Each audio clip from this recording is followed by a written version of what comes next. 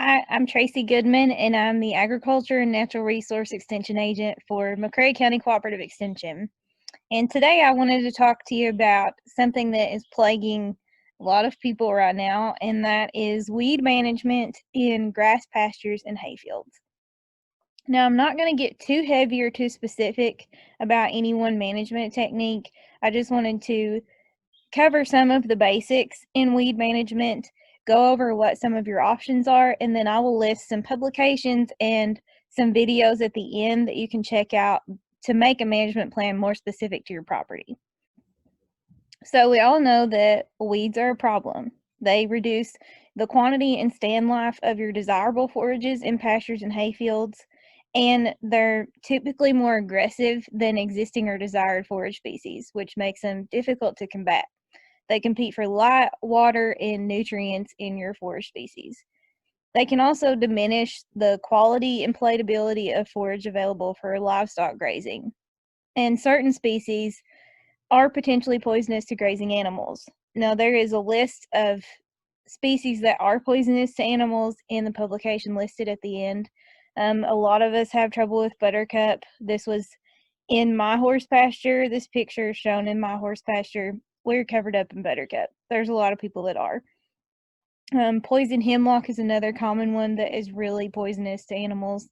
So definitely you want to know your weeds and know which ones are poisonous and which ones you need to eradicate immediately.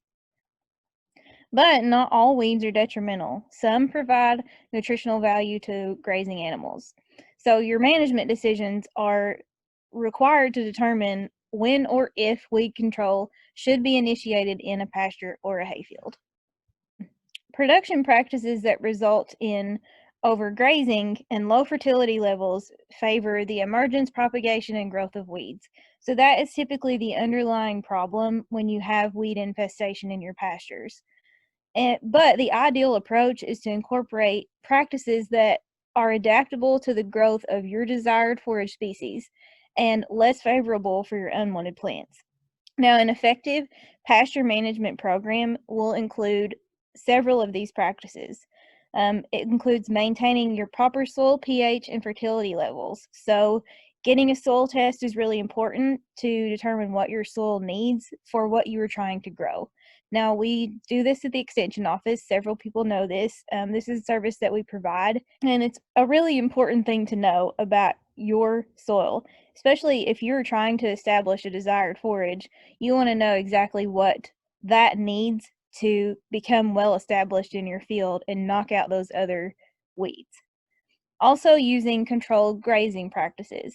Like I said, overgrazing typically results in the emergence of weeds. Not always, but that is one of the culprits.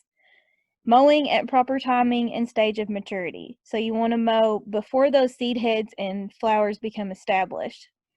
Allowing new seedlings to become well established before use, and possibly renovating pastures. Now, herbicides can be another useful tool for management in pastures and hayfields, but they should be used where appropriate and when cost effective. A program that integrates several control strategies is generally more successful than relying on only one method. So don't just rely on herbicides, don't just rely on mowing. You want to incorporate many methods to make this work.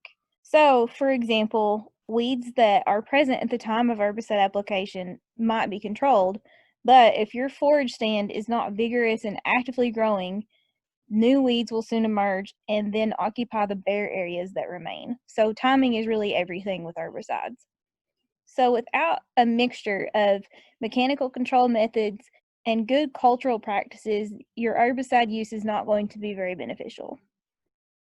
So in regards to seeding, forages, and pasture innovation, timing is everything. And you have to know your weeds that are present in your pasture.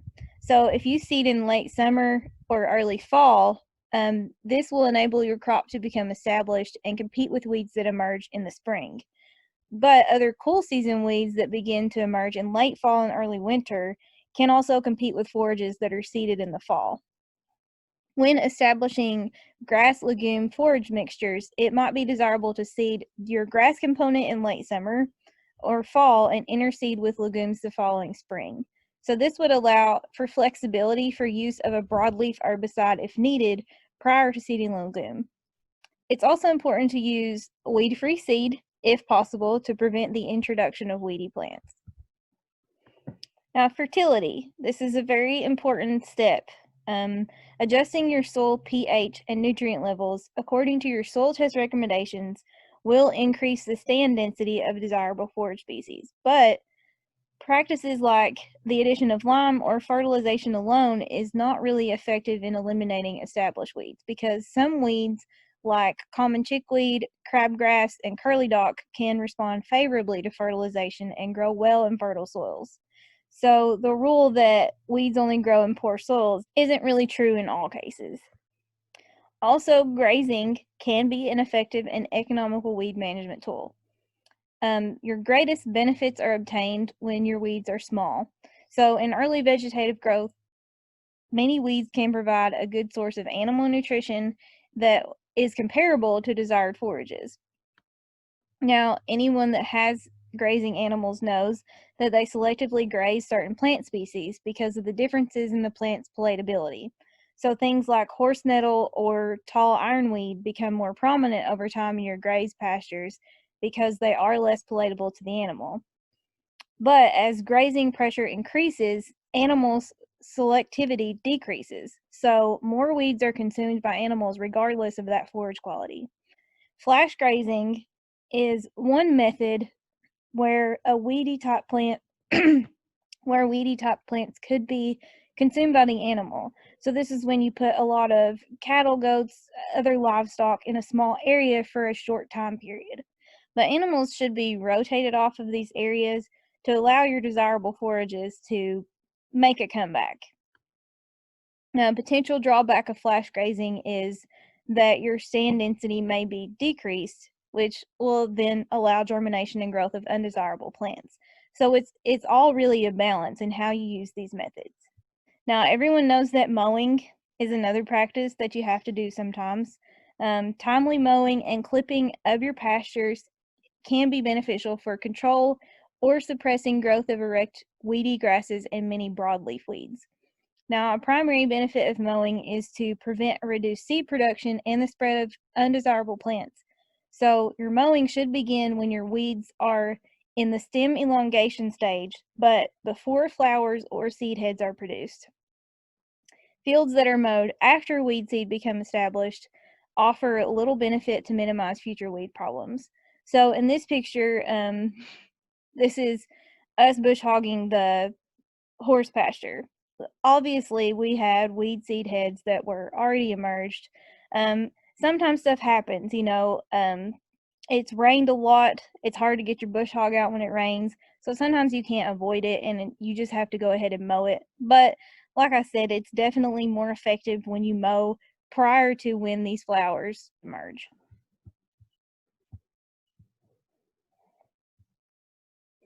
Now, sometimes it's necessary to consider using an herbicide for control of problem weeds. Herbicide selection is based on your type of forage and your weed species present, but the decision to use herbicide also depends on a lot of other factors. So, stage and severity of weed growth is a factor, your intended use of your forage, the time of year that you spray is important, as we discussed. Environmental conditions such as temperature and rainfall. You don't want to spray right before it rains because it's just going to wash it all off, obviously. Potential damage to nearby sensitive crops or plants. So with drift, it could damage something else that you're trying to grow. The waiting period after your treatment to use the forage. So if you have grazing animals, you want to look into that waiting period. The cost, obviously, is always a thing to consider. And you definitely want to always consult the label when you're using an herbicide product. You only want to use it based on what is listed on the label. You definitely don't want to damage your forages that you are trying to establish. So, as mentioned, a consideration or limitation when choosing an herbicide product is the waiting period after your application before your livestock are allowed to graze. So if you have cattle or some other grazing animal in this field, you are going to want to know what the waiting period is for that herbicide. So some herbicide labels indicate a 0-day waiting period for grazing, but the safest practice to follow is removing your animals from the treated area for at least 7 to 14 days following that application. So you're going to want to have a plan in place for moving your animals off of that field for at least 7 to 14 days before you allow them to graze that part again. Now, in grass pastures that are interseeded with clover or other forage legumes, selective herbicide options are not really available for use as a broadcast treatment. So, lack of herbicide options in mixed stands is primarily due to potential for legumes to be killed or severely injured. And then also another factor that limits herbicide options is that your allowed residue levels have not been determined or established by the EPA for some forage species. So as we talked about a little bit earlier, when you're doing a mixed stand, you might want to seed your grasses prior to seeding your legumes. You can use a broadleaf herbicide earlier before you plant your legumes so that those are not harmed. Now lastly, pasture innovation may be necessary for you to do.